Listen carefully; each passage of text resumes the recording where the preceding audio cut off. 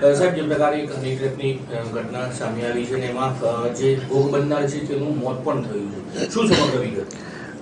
સાબરકાંઠા જિલ્લાના હિંમતનગર ગ્રામ્ય પોલીસ સ્ટેશનમાં 21 તારીખે આશરે 3:30 વાગ્યા આસપાસ દેરોલથી હિંમતનગર જવાનો રોડ છે, ત્યાં જગદીશભાઈ પ્રજાપતિ કરીને એક વ્યક્તિ છે, ઉનાવાના રહેવાસી, એઓને મહિલાના નામે ફોન કરીને એક સ્થળે બોલાવવામાં આવ્યા હતા.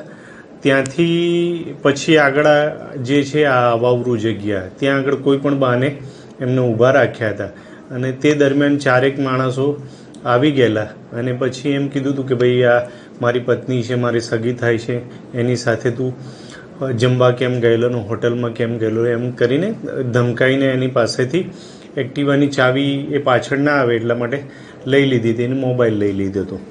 આ બાબતે હિંમતનગર ગ્રામ્ય પોલીસ સ્ટેશનમાં ગુનો રજીસ્ટર્ડ કરવામાં આવેલો છે.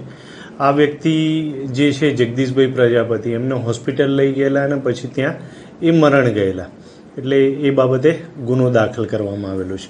આ ગુનો દાખલ થયા બાદ જુદી જુદી ટીમો બનાવીને તપાસ કરવામાં આવેલી, જે દરમિયાન હ્યુમન ઇન્ટેલિજન્સ અને ટેકનિકલ સર્વેલન્સથી જાણવા મળેલું કે આ જે મરણ જનાર વ્યક્તિ છે એ એક હોટલમાં ને એક ગેસ્ટ હાઉસમાં એક મહિલા સાથે ગયેલ છે.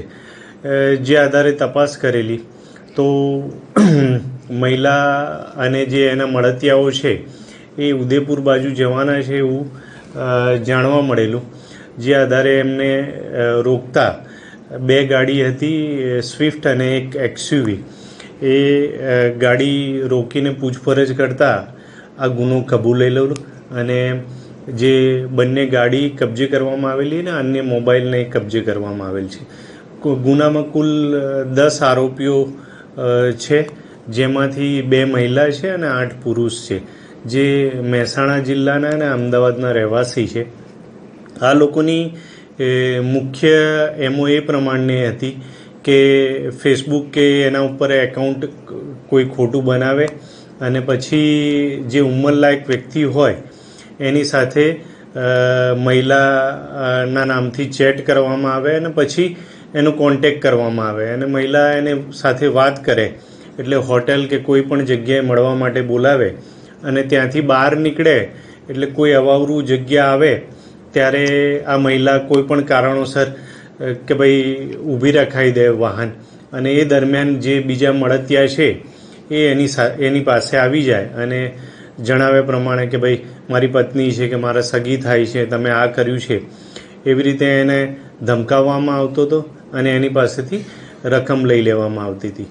તો આ જે હની ટ્રેપનો બનાવ છે એ શોધવામાં સાબરકાંઠા પોલીસને સફળતા મળી છે. તો આ ગુનામાં જ એમની અટક થઈ છે, અન્ય તપાસ ચાલુ છે. જગદીશભાઈ પાસે કેટલી રકમની કોઈ નક્કી નથી કે કારણ જગદીશભાઈ પોતે જ મરણ ગયા છે એટલે એ બાબતે એકદમ નક્કી નથી, પણ એમનો જે મોબાઈલ લઈ લીધેલો એની શોધખોળ ચાલુ છે અને જગદીશભાઈ એમના જે પિતરાઈ હતા એમને વાત કરેલી કે ભાઈ આવું આવું મારો બનાવ બન્યો છે હોસ્પિટલમાં જ્યારે એ એડમિટ હતા ત્યારે, એ આધારે ફરિયાદ લેવામાં આવેલ છે. જે 10 આરોપી છે એમાંથી 6 આરોપીઓ વિરુદ્ધ અગાઉ અલગ અલગ પ્રકારના ગુના નોંધાયેલા છે. આરોપીને નામદાર કોર્ટમાં સમયસર રજૂ કરવામાં આવેલા અને એમના રિમાન્ડ માંગવામાં આવેલા. નામદાર કોર્ટે 3 દિવસના એમના પોલીસ કસ્ટડી રિમાન્ડ મંજૂર કરેલ છે.